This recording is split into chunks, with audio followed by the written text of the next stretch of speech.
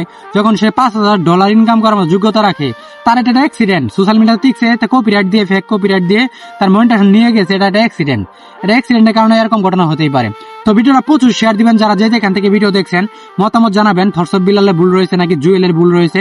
ব্যবসা করতে হলে ভালো মানে বৈধভাবে ব্যবসা করতে হবে, এমন ব্যবসা করা যাবে না যেন অডিয়েন্সের মনে কষ্ট লাগে। এই ব্যবসা করা যাবে। ভালোবাসি আপনার জন্য আদমি শেরপুর হাসান। তো এই মুহূর্তে একটা কন্টেন্ট করি, যেহেতু সোশ্যাল মিডিয়ার সবচেয়ে বড় একটা আলোচনায় সেই জুয়েল, যে মানবতার ফিরিওয়ালা জামালপুরের জুয়েলের ভিডিওগুলো কিন্তু নিয়ে রুস্ট করেছে থরসব বিল্লাল। আর থরসব বিল্লাল যখন কপিরাইট খেলেন তখন থরসব বিল্লালের মুড কিন্তু চেঞ্জ হয়ে গেছে।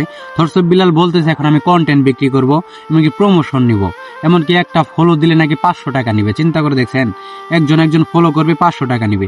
তাহলে আমরা শুধু তাদেরকে এমনি ফলো করতেছি বিনামূল্যে, ফ্রিতে। তাহলে চিন্তা করে দেখেন, যারা আমাদের ভিডিও দেখতে পাচ্ছেন, কন্টেন্ট দেখতে পাচ্ছেন, আলোচনা সমালোচনা আপনারা অবশ্যই করবেন।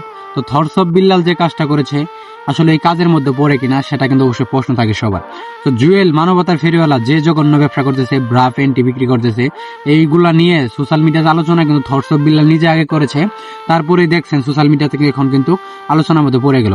তো সবচেয়ে বড় কথা হচ্ছে জুয়েল একজন মানবিক কন্টেন্ট ক্রিয়েটর, সে এই ব্যবসাটা না করলেও পারতো, অন্য কোনো ব্যবসা নিয়ে মানে এগিয়ে যেতে পারতো। সে একজন ছেলে হয়ে এগুলা কাজ করেছে। মহিলা তার ওয়াইফ যদি এই কাজটা করে তাহলে মেনে নেওয়ার মতো হইতো। তো যারা ভিডিও দেখছেন অবশ্যই আলোচনা করবেন, কারণ আলোচনা করার মতনই ঘটনা। একজন ছেলে হয়ে মেয়েদের ব্রা প্যান্টি এগুলা বিক্রি করা কতটুকু জঘন্য অপরাধ, জঘন্য খারাপ দেখা যায়। শিক্ষিত একজন মানুষ সে জুয়েল, সে এই কাজটা করেছে। এমনকি থরসব বিল্লালকে নিয়ে কথা বলি, থরসব বিল্লাল নাকি মনিটাইজেশন চলে গেছে, তার কপিরাইট আসছে। কপিরাইট আসার কারণে সে এখন কন্টেন্ট বিক্রি করবে। তিনি নাকি মাসে $5,000 ইনকাম করার মতো যোগ্যতা রাখে। চিন্তা করে দেখছেন এই থরসব বিল্লাল। যেহেতু তার মনিটাইজেশন চলে গেছে, এখন সে খেসারত কিন্তু পাবলিক দিবে।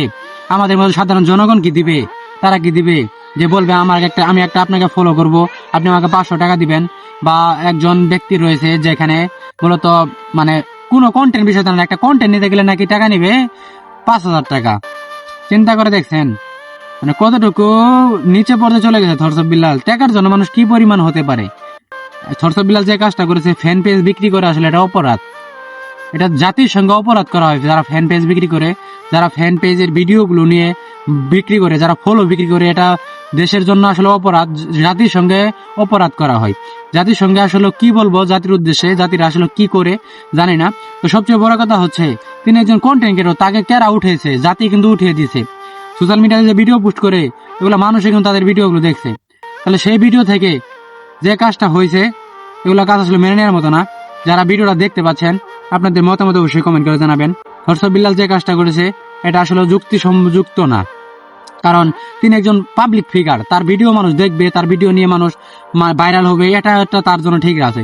সে যখন 5,000 টাকা কন্টেন্ট বিক্রি করবে, একটা ফলো বিক্রি করবে 500 টাকায়, যখন সে $5,000 ইনকাম করার মতো যোগ্যতা রাখে, তার এটা অ্যাক্সিডেন্ট। সোশ্যাল মিডিয়াতে টিকছে, কপিরাইট দিয়ে, ফেক কপিরাইট দিয়ে তার মনিটাইজেশন নিয়ে গেছে, এটা একটা অ্যাক্সিডেন্ট।